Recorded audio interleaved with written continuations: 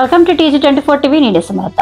మేడ్చల్ జిల్లా కొత్బుల్లపూర్ నియోజకవర్గం బాచుపల్లి మండలం నిజాంపేట గ్రామం నందు సర్వే నంబర్ 331 నందు పావని కన్స్ట్రక్షన్ 23 అంతస్తుల 8000 పైచీలకు గజాలలో HMDA నుంచి మాన్యువల్ అనుమతులు తీసుకోవడం, నిర్మాణంలో నందు సర్వే నంబర్ 334లో ప్రభుత్వ భూమి 2700 గజాలు నాలా బంట్ల వాటా ఆక్రమించుకొని అక్రమ నిర్మాణంపై ఫిర్యాదు చేసిన గత రంగారెడ్డి జిల్లా మేడ్చల్ జిల్లా ఇన్ఛార్జ్ ఏడి సర్వే శ్రీనివాస్ తప్పుడు రిపోర్ట్ ఇవ్వడమే కాకుండా చర్యలు తీసుకోకుండా ప్రస్తుత కలెక్టర్ కార్యాలయం సహకరించడం, MRO కార్యాలయంలో ఫిర్యాదు చేయడం జరిగింది. ఈ సందర్భంగా మాట్లాడుతూ సర్వే నెంబర్ 331 నిజాంపేట్ నందు 8878 స్క్వేర్ మీటర్లలో భారీ భవన నిర్మాణానికి 23 అంతస్తుల HMDA మాన్యువల్ అనుమతులు టీఆర్ఎస్ ప్రభుత్వం హయాంలో 2022లో అనుమతులు రావడానికి కారణం నిర్మాణం వెనుక బడా బీఆర్ఎస్ నేతలు ఉండడమే.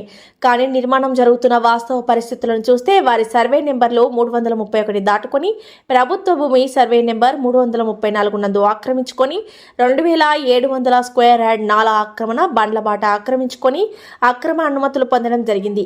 ఈ అక్రమ అనుమతులపై గతంలోనే మేము ఫిర్యాదు చేయగా HMDA కొన్ని రోజులు పని ఆపేసినా మళ్లీ నిర్మాణం రంగారెడ్డి జిల్లా ఏడీ సర్వేయర్ శ్రీనివాస్ మేడ్చల్ జిల్లాకు ఇన్ఛార్జిగా ఉన్న సమయంలో ప్రభుత్వ భూమి నాలా బండ్లబాట ఆక్రమ లేదని తప్పుడు ఏడీ సర్వే రిపోర్ట్ ఆధారంగా ప్రస్తుతం ఆక్రమ నిర్మాణ పనులపై తక్షణమే పూర్తి స్థాయిలో మళ్లీ అన్ని డిపార్ట్మెంట్లతో జాయింట్ సర్వే చేసి ప్రభుత్వ భూమిని గుర్తించి కాపాడాలని, ప్రభుత్వం హైడ్రా దృష్టి సారించాలని, పావని కన్స్ట్రక్షన్ ప్రభుత్వ భూమి ఆక్రమణపై పూర్తి స్థాయిలో విచారణ చేపట్టాలని, సర్వే చేసి ప్రభుత్వ భూమి రంగారెడ్డి జిల్లా ఏడీ సర్వేయర్ శ్రీనివాస్ పై క్రిమినల్ కేసు నమోదు చేయాలని మరియు ప్రభుత్వ భూమి ఆక్రమణ చేసిన పావని కన్స్ట్రక్షన్ అనుమతులు రద్దు చేయాలని ఈ సందర్భంగా డిమాండ్ చేశారు.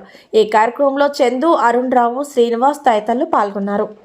నిజాంపేటలో సర్వే నెంబర్ 331 పావని కన్స్ట్రక్షన్ ఏదైతే నిర్మాణం 23 అంతస్తులకు HMDA అనుమతులు తీసుకొని నిర్మాణం చేస్తున్నారో దాంట్లో 2700 గజాల 334 సర్వే నెంబర్ ప్రభుత్వ భూమి ఉంది. అదేవిధంగా నాలా ఉంది, బండ్లబాట రెవెన్యూ మ్యాప్ ప్రకారం ఉంది. కాబట్టి పూర్తిగా చర్యలు తీసుకోవాలి. ఇప్పటికే మేము గతంలో HMDA ఫిర్యాదు చేసినాం, కలెక్టర్ ఫిర్యాదు చేసినాం, కానీ ఇప్పటివరకు చర్యలు తీసుకుంటలేరు.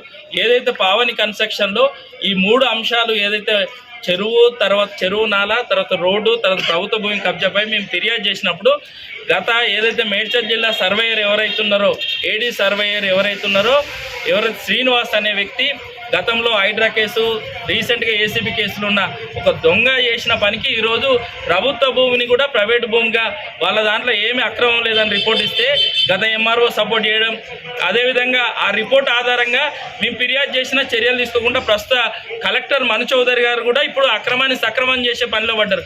ఇదేనా కలెక్టర్ గారు మీరు చేసే పని అని ఈరోజు ప్రశ్నిస్తున్నాం.